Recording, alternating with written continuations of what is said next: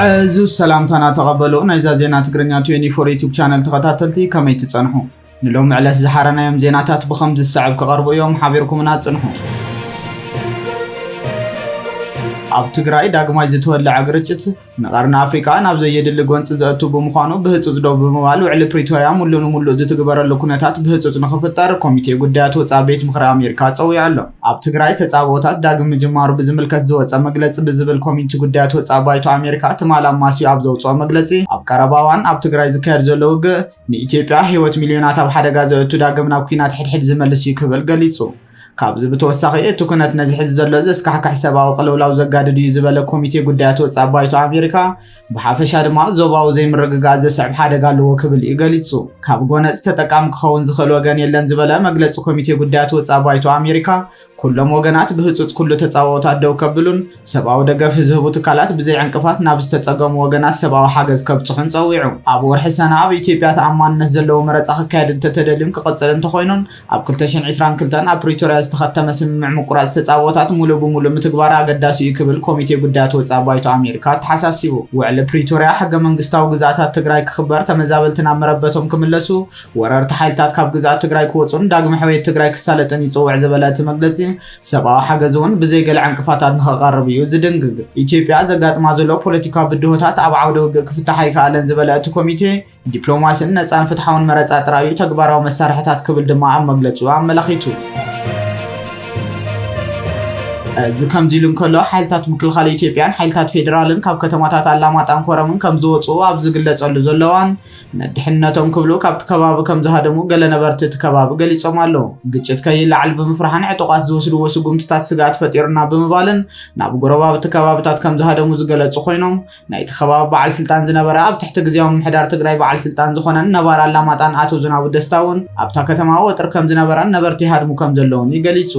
ቢቢሲ ዘዘራረቦ ስሙ ክግለጽ ዘይደለየ ሰብ እውን ካብ ኣላማጣ ሃዲሞም ናብ ቆቦ ከም ዝኸዱ እዩ ሓቢሩ ዘሎ። ሕጂ ኣብ ቆቦ ኢና ዘለና ሆቴል የለን ክቡራት ዝኾኑ ሆቴላት ጥራዮም ዘለዉ ድሕሪ ምባል ኣዝማድ ዘለዎ ወንድ ኣዝማዱ ወይ ድማ ሓደ ክፍሊ ሆቴል ንኽልተ ወይ ንሰለስተ እዩ ሒዙ ዘሎ ክብል እዩ ገሊጹ። መብዛሕትኡ መንእሰይ ተገፊፉ ናብ ዓውደ ውግእ ከይውሰድ ሰጊኡ እዩ ዝወፅእ ዘሎ ኩሉ ሰብ ክሃድም እዩ ዝደሊ ክብል እውን እዩ እቲ ወሃቢ ርእይቶ ወሲኹ ዝገልጽ። ሓይልታት ምክልኻል ፌደራልን ኣብ ዝሓለፉ መዓልታት ካብ ዝተፈላለዩ ከባቢታት ደቡብ ትግራይ ብምውፃእ ዝጀመሩ ኮይኖም እዚ ድማ ግዛኣታት ትግራይ ናብ ማሕደርቲ ሰበ ስልጣን ትግራይ ንምርካብ ዘይኮነስ ስጋኣት ኩናት ስለ ዝሓደሮም ህድማ ምዃኑ እዩ ተገሊጹ ዘሎ።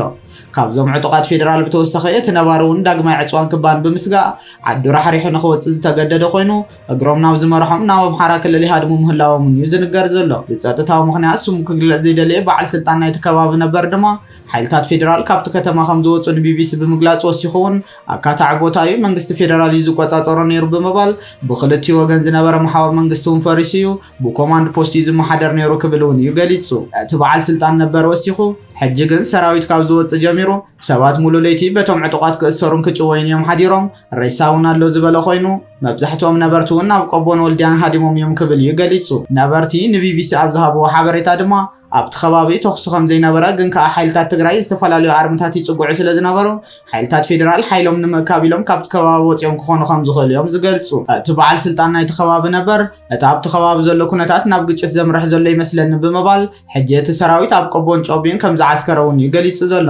ሓይልታት ትግራይ ቀዲሞም ኣብታ ከተማን ናብ ከባቢያ ዝርከባ ገጠራትን ነይሮም እዮም ዝበለ እቲ በዓል ስልጣን ዋላ እኳ ዝተፈላለየ ገበናት እንተተፈጸመ ናይ ሓይሊ ምምጥጣን ስለ ዘይነበረ ሓይልታት ምክልኻል ይኹኑ ፌደራል ፖሊስ ደው ከብልዎም ኣይከኣሉን ክብል እውን ይገሊጹ። ቀፂሉ እውን ሕጂ እቲ ከባቢ ኣብ ትሕቲ ሙሉእ ምቁፅጻር ሓይልታት ትግራይ እዩ ዘሎ ዝበለ እቲ ነበር በዓል ስልጣን ብተወሳኺ ኣብ ነበርቲ ልዑል ደረጃ ራዕድን ፍርሕን ከም ዘለዎ እውን ይወሲኹ ገሊጹ። ኣብ ህልው ኩነታት ብዝምልከት ካብ ምምሕዳር ትግራይ ይኹን መንግስቲ ፌደራል ወግዓዊ መግለፂ እኳ እንተዘየሎ ኣብ ካልእ ከባቢ ኣብ መንጎ ሓይልታት ምክልኻልን ሓይልታት ትግራይን ግጭት ከም ዝተለዓለ ግን ዲፕሎማስያዊ ምንጭታት እናሓበሩ እዮም ዝርከቡ። ማዕከን ዜና ፈረንሳን ሮይተርስን ፀጥታውን ዲፕሎማስያውን ግጭታት ብምጥቃስ እውን ኣብ ዝሓለፉ መዓልታት ኣብ ከባቢ ጸለምቲ ግጭት ከም ዝነበረ ዘረጋገጹ ኮይኖም ብሓሙስ መንገዲ ኣየር ኢትዮጵያ ካብ ኣዲስ ኣበባ ናብ ዝተፈላለያ ከተማታት ክልል ትግራይ ክገብሮ ዝጸንሐ በረራታት ደው ካብ ዝብልውን መዓልታት ዘቑፀረ ኮይኑ እዚ ድማ ፖለቲካዊ ትርጉሙ ቀሊል ከም ዘይኮነ እዩ ዝንገረሉ ዘሎ።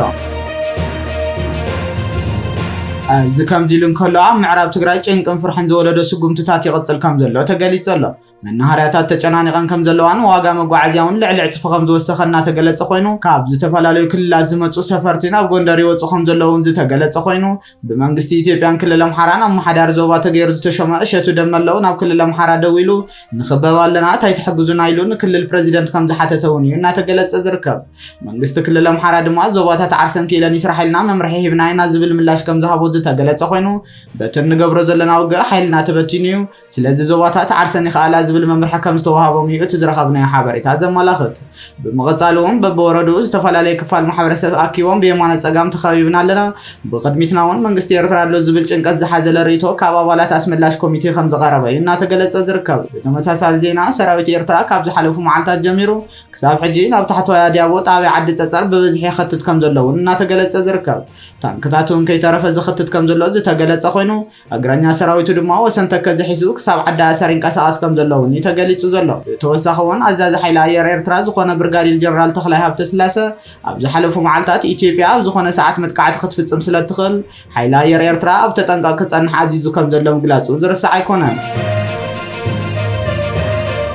ኣብ መወዳእታ ትማለለይቲ ሰዓት 10 ብኣቆጻጽራ ግዝ ኣብ ማእኸላይ ዞባ ትግራይ ከተማ እንትጮ ክልተ መካይን ብድሮን ከም ዝተወቕዓ ፖሊስ እታ ከተማ ንቢቢሲ ኣረጋጊጹ ኣሎ እቲ ቁምቡላ ድሮን ኣብ ጋቢናተን መካይን ከም ዝዓለበን በቲ ደብዳብ ድማ ሓደ መራሒ መኪና ሂወቱ ክስእን እንከሎ ካልእ ተሓጋጋዚ ድማ ቆሲሉ ሆስፒታል ከም ዝኣተወ ኣዛዚ ፖሊስ እታ ከተማ ተስፋይ ኣማረ ንቢቢሲ ገሊጹ ኣሎ እተን መካይን ኣይሱዙን ኤፌስኣርን ዝዓይነተን ኮይነን እታ ሓንቲ ባናና ጽዕና እታ ካልአይቲ ድማ ዘይቲ በርበረ ሳሙናን ካልኦትን ኣቑሑትን ንግዲ ጽዕና ምንባራ እዩ ተገሊጹ ዘሎ ብተመሳሳሊ ኣብ ወረዳ ሕፈሮምን ገንደብታን ደብዳብ ድሮን ከም ዝተፈጸመ እዩ ተገሊጹ ዘሎ በቲ ኣብ ሕፈሮምን ገንደብታን ዝተፈጸመ ደብዳብ ድሮን ኣብ ሂወት ሰብ ዝወረደ ሓደጋ ብንጹር ዘይተፈለጠ ኮይኑ ኣብታ ኣብ ገንደብታ ወጋሕቲ 1130 ዓመተ ምህረት ዝተፈጸመ ደብዳብ ግን ኣብ ልዕሊ በርበራን ካልኦት ንግዳዊ ሃለቕቲ ኣቑሑትን ጽዕና ዝነበረት መኪና ከም ዝዓለበ እዩ ተፈሊጡ ዘሎ ኣብ ዝሓለፈ ቀዳሚ ሰንበት ዝጀመረ ወጥሪ ኣብ መንጎ ሰራዊት ኢትዮጵያን ሓይልታት ትግራይን ናብ ግጭት ከም ዝተሰጋገረ ክግለጽ ዝቐንየ ኮይኑ ኣብ ምዕራብ ትግራይ ወረዳ ጸለምቲ ከባቢ ማይዳጉሻ ድማ ኣብ መንጎ ሓይልታት ትግራይን ሰራዊት ፌደራልን ግጭት ከም ዝተለዓለ እዩ ዝወጽእ ዘሎ ሓበሬታታት ዘርድእ ዘሎ እቲ ልሙዕን ሃብታምን ከባቢታት ምዕራብ ትግራይ ኣብ እዋን ኩናት ትግራይ ብሓይልታት ኣምሓራ ተታሒዙ ብመሰረት ስምምዕ ፕሪቶሪያ ድማ ናብቲ ዝነበረ ኩነታት ቅድመ ኩናት ክምለስ ስለዘይከኣለ ክሳብ ሕጂ ጠንቂ ምስሓብን ወጥርን ኮይኑ ከም ዘሎ ዝፍለጥ እዩ እዚ ከምዚ ኢሉ እናሃለወ ኣብ ዝሓለፈ መዓልታት ኣብ ደቡብ ትግራይ ሓደስቲ ወተሃደራዊ ምንቅስቓሳት ከም ዝተራየን እዚ ድማ ስክፍታታት ሓድሽ ግጭት ፈጢሩ ከም ዘሎን እዮም ገለ ምንጭታት ዝሕብሩ ኣብ ዞባ ደቡብ ትግራይ እውን ወጥሪ ከም ዝነበረ ጸብጻባት ዝሕብሩ ኮይኖም ሰራዊት ኢትዮጵያ ኣብ ከተማ ኣላማጣ ካብ ዝነበረ ማዓስከራቱ ከም ዘሰሓበ እውን ተፈሊጡ እዩ መንግስቲ ኮነ ግዝያዊ መንግስቲ ትግራይ ብዛዕባ እዚ ዳግማይ ኩናት ከይለዓል ስጋኣት ፈጢሩ ዝርከብ ግጭት መግለፂ ዘይሃቡ ኮይኖም ኣብ ትግራይ ተገልገልቲ ኣብ መዓልቲ ልዕሊ 2000 ብር ከየውፅኡ ተደሪቶም ከምኡውን መንገዲ ኣየር ኢትዮጵያ ናብ ትግራይ ዝገብሮ በረራታት ንሳልሳይ መዓልቱ ደው ኣቢልዎ እዩ ዝርከብ